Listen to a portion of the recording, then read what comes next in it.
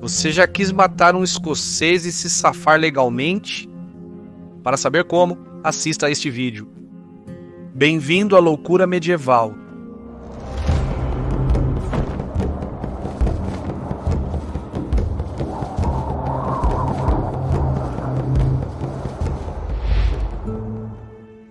A partir de cerca de 1150, a monarquia começou a desempenhar um papel muito maior na gestão do sistema de justiça na Inglaterra. Embora levasse séculos para o sistema jurídico atual se estabelecer, os primórdios dos julgamentos com júri surgiram neste período. Algumas leis e punições medievais parecem bastante chocantes pelos padrões de hoje, e a justiça durante o período certamente não estava sem suas falhas e crueldades. No início da Idade Média, os senhores provinciais seriam responsáveis por manter a lei e a ordem em seus próprios condados. Mas a partir do fim do século XII, visitas locais chamadas eires eram realizadas por juízes nomeados pelo rei. Os cidadãos tinham tanto medo dos juízes visitantes que em 1233 fez com que toda a população de uma aldeia da Cornualha fugisse e se escondesse nas florestas próximas.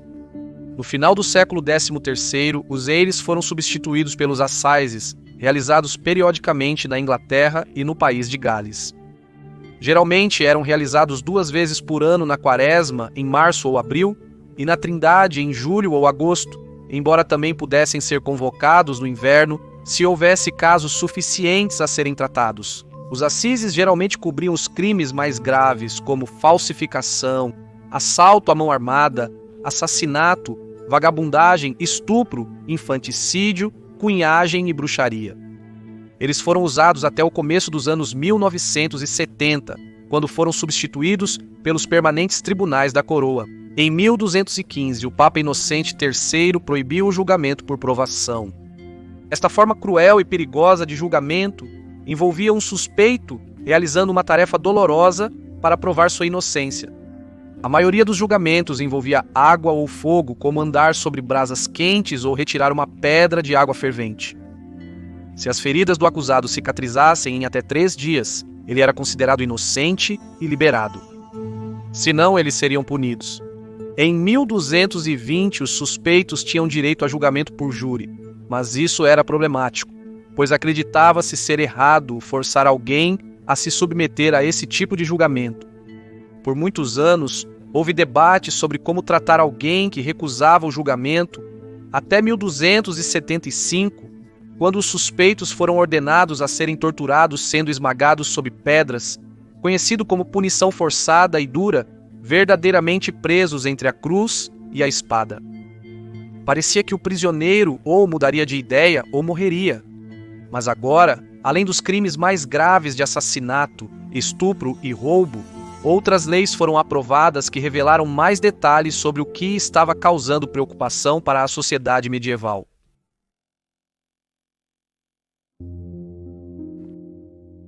Na Idade Média, os jogos carnavalescos ficaram muito populares. Eles permitiam que as pessoas desabafassem antes do início da rigorosa Quaresma. Na França, há uma referência do século XII a um jogo conhecido como Le Sol, onde a bola era impulsionada pelas mãos ou por varas, além de ser chutada com os pés. Na Inglaterra, o monge galês Nennius menciona um grupo de meninos brincando com uma bola no século IX. Esses antigos tipos de futebol, jogados em cidades e vilas, geralmente envolviam 2 grandes equipes lutando por uma bexiga de porco inflada. 2 marcadores seriam colocados, um em cada extremidade da cidade, e a ideia era chegar lá por todos os meios possíveis, exceto assassinato. Isso provocava caos nas ruas, danos a propriedades e até uma morte. Foi alegado que um estudante de Oxford foi morto em 1303 ao jogar futebol na High Street. Em 1314, o rei Edward II baniu totalmente o esporte. Foi referido como um grande barulho na cidade causado por agitação em grandes bolas de futebol, a partir do qual muitos males poderiam surgir.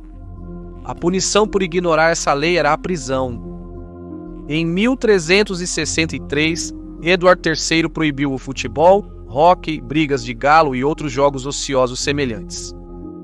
30 leis locais e reais proibiram oficialmente o futebol na Inglaterra, entre os anos de 1314 e 1677. Em 1495, outra lei foi introduzida que proibia qualquer jovem que não fosse nobre, como servos ou aprendizes, de jogar tênis.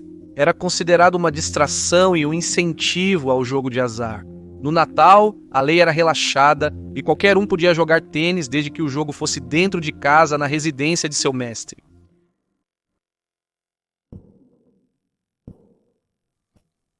Em 1337, Eduardo III da Inglaterra proibiu qualquer pessoa no país de usar peles. Em 1350, ele foi além. Após a peste negra, havia escassez de mão de obra e os camponeses sobreviventes exigiam aumento salarial.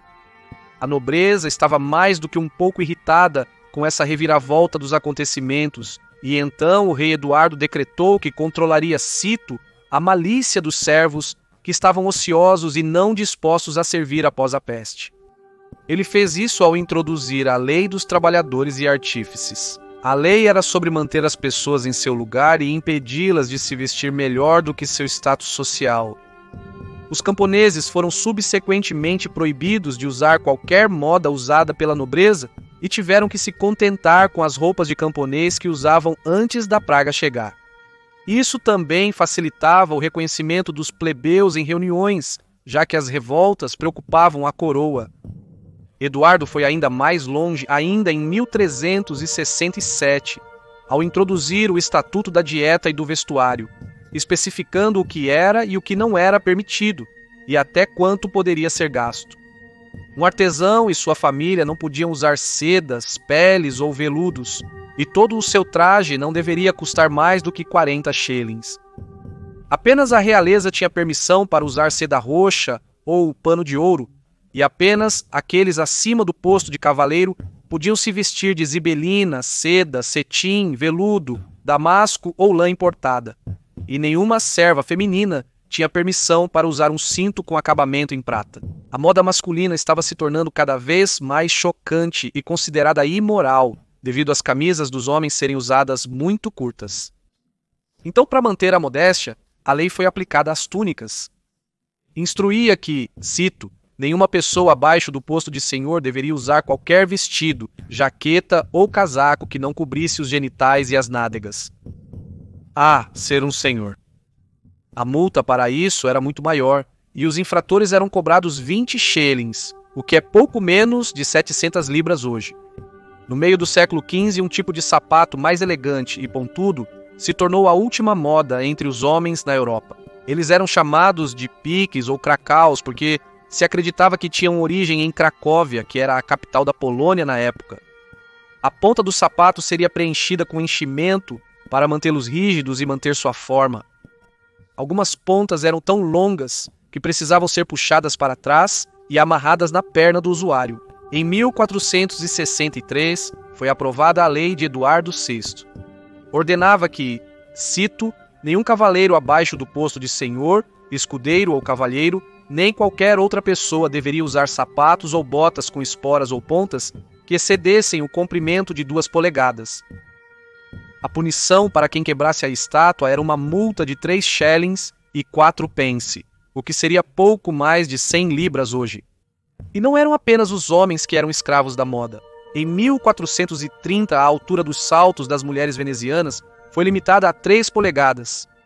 Algumas senhoras usavam sapatos de plataforma conhecidos como chopins, de até 30 polegadas de altura. As senhoras usavam pequenos servos ao seu lado para se apoiarem em suas cabeças e se equilibrarem. No ano de 1348, havia 100.000 pessoas vivendo em Veneza, tornando-a a cidade mais populosa da Europa. Era um importante porto comercial e, consequentemente, muitas profissionais do sexo fizeram dele sua casa. Os marinheiros sempre procuravam passar o tempo com as damas quando estavam no mar por vários meses. O governo veneziano estava feliz em aproveitar ao máximo o aumento na receita fiscal, mas em 1360 limitaram a abertura de bordéis à área de Castelletto, perto do mercado Royalto.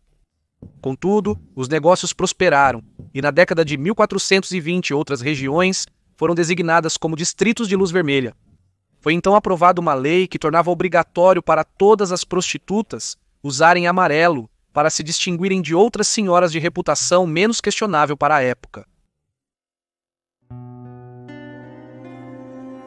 Desde 1309, o rei Eduardo II da Inglaterra havia aprovado leis que controlavam o que seu povo comia e bebia. Ele declarou que os gastos excessivos e a, citação, consumo ultrajante de carnes e pratos finos pelas grandes casas do reino precisavam acabar. Ele achava que estava dando um mau exemplo para a plebe e que o sistema de classes precisava ser preservado.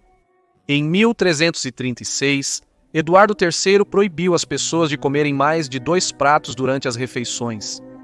Ele achava que seus soldados estavam ficando muito gordos para lutar e não seriam capazes de, citando, ajudar seu suzerano ou senhor em tempos de necessidade. A lei até mesmo descrevia a sopa como um prato separado, já que algumas pessoas a chamavam de molho ou condimento para que pudessem comer mais. O rei Eduardo acreditava que a obesidade aumentava a propensão das pessoas à imoralidade e ao pecado. Como muitas leis, esta também era relaxada no Natal e em outros festivais cristãos quando 3 pratos eram permitidos. A estátua só foi revogada em 1856, embora não haja evidências de sua aplicação, e não apenas na Inglaterra. Charles II e Philippe II da França também aprovaram leis suntuárias, assim como os venezianos, que foram proibidos de gastar mais do que meio ducado por pessoa por jantar em 1229. Banquetes luxuosos estavam se tornando comuns entre os ricos, e havia o medo de que isso causasse muita inveja entre os cidadãos mais pobres. Esse ressentimento poderia causar situações perigosas como rebelião ou tentativas de assassinar o doge.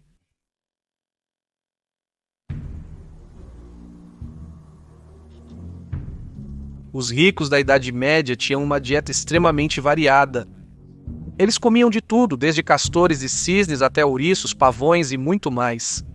A prerrogativa regis, ou Lei da Prerrogativa Real, que foi criada em 1322, afirma que qualquer baleia ou esturjão, seja capturado ou encalhado na praia, pertence ao monarca reinante, pois são peixes reais, a cabeça pertencendo ao rei e a cauda à rainha.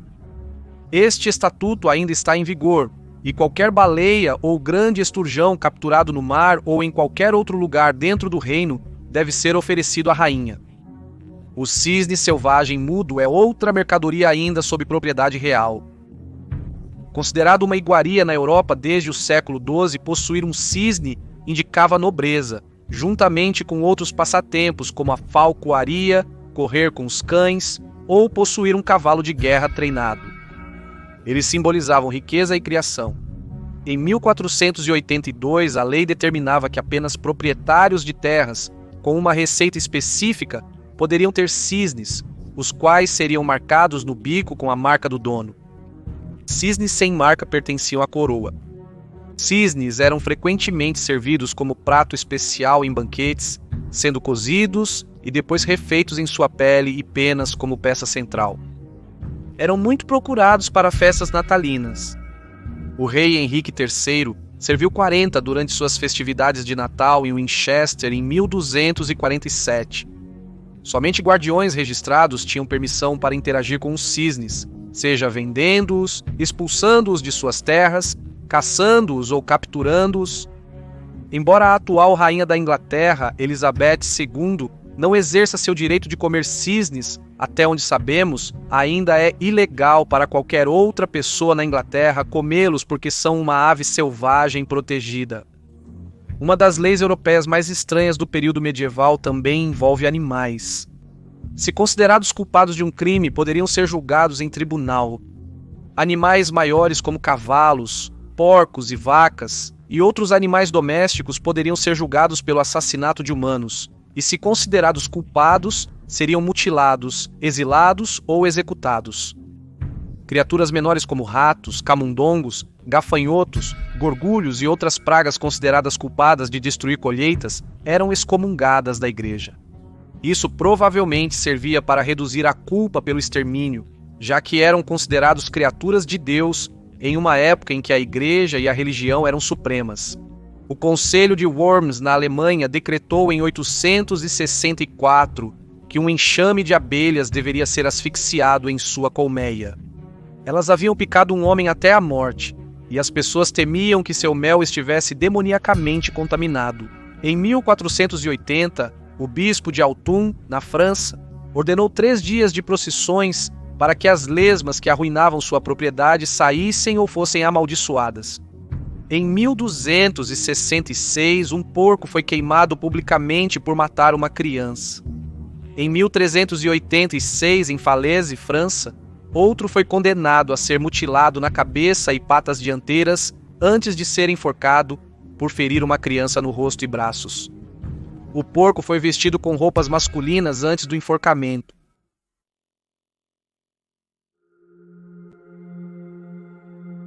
O período normando da história durou de 1066, com a invasão de William, o Conquistador, até 1154. De acordo com um costume normando que listava as leis locais, qualquer pessoa que fosse encontrada difamando alguém, chamando-os de assassino ou ladrão, deveria pagar uma multa muito alta. Então, ficando no centro da cidade, o que geralmente significava o mercado, eles tinham que segurar o nariz e confessar publicamente que eram mentirosos para todos que passavam. Quem fosse pego mentindo teria que vestir um lençol branco e permanecer do lado de fora da igreja. Enquanto sua família e amigos passavam, eles teriam que se arrepender e implorar seu perdão. Outras formas de humilhação pública foram aplicadas em toda a Europa durante a Idade Média, como o tronco ou pelourinho, geralmente usado para crimes mais leves como palavrões ou intoxicação, embora as mulheres fossem colocadas lá por serem chatas. Os acusados seriam contidos em uma estrutura de madeira, e os locais eram incentivados a jogar o que quisessem no infrator. Comida podre, esterco, até pedras. Primeiramente usado em 1227, cada paróquia na Inglaterra tinha que ter seu próprio conjunto de troncos por lei inglesa. Em 1405, uma lei foi promulgada declarando que qualquer vila sem um conjunto era apenas um povoado, com menos direitos. Esta lei ainda está em vigor.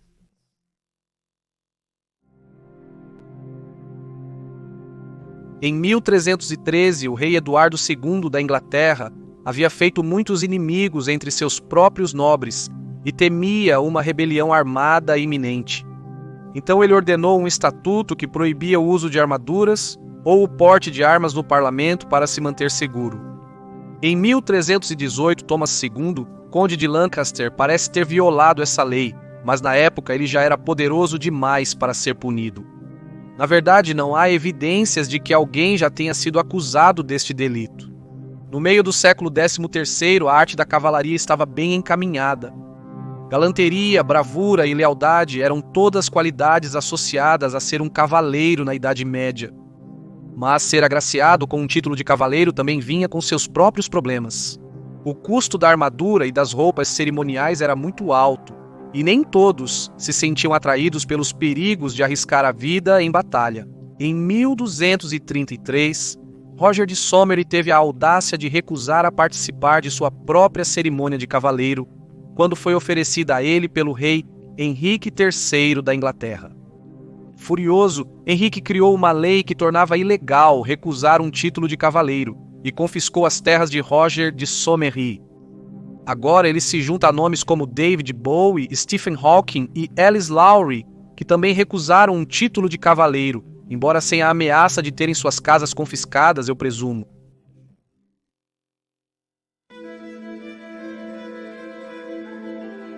Durante o século XIII, o cavaleiro escocês William Wallace liderou um exército que realizou grandes invasões ao norte da Inglaterra, atravessando Cumbria e Northumberland. Em 1297, ele derrotou as forças inglesas de Edward I na ponte de Stirling durante a Primeira Guerra de Independência da Escócia. Parece que a cidade do norte de York ficou um pouco preocupada com essa reviravolta e uma nova lei foi implementada na esperança de protegê-los da ameaça escocesa. O estatuto declarou que era permitido matar um escocês dentro das muralhas da cidade de York se ele fosse encontrado fora após o pôr do sol, mas apenas se um arco e flecha fossem usados e o disparo não ocorresse em um domingo. Da mesma forma, As rebeliões galesas que ocorreram entre 1400 e 1415 causaram pânico na cidade inglesa vizinha de Chester. Liderados por Owen Glendower, os galeses lutaram bravamente em várias batalhas sangrentas, mas também não tiveram sucesso em sua luta pela independência. O conde de Chester, preocupado com o risco contínuo para sua cidade, aprovou uma lei proibindo galeses e seus simpatizantes de permanecerem dentro dos muros da cidade. Qualquer galês pego lá entre o pôr do sol e o nascer do sol seria decapitado. O conde mais tarde se tornou o rei Henrique V, e não há evidências de que qualquer uma dessas cidades do norte tenha revogado essas leis. Obrigado novamente por assistir a este episódio de Loucura Medieval. Inscreva-se se você gosta do conteúdo, postamos vídeos toda semana. Obrigado novamente e nos veremos em breve.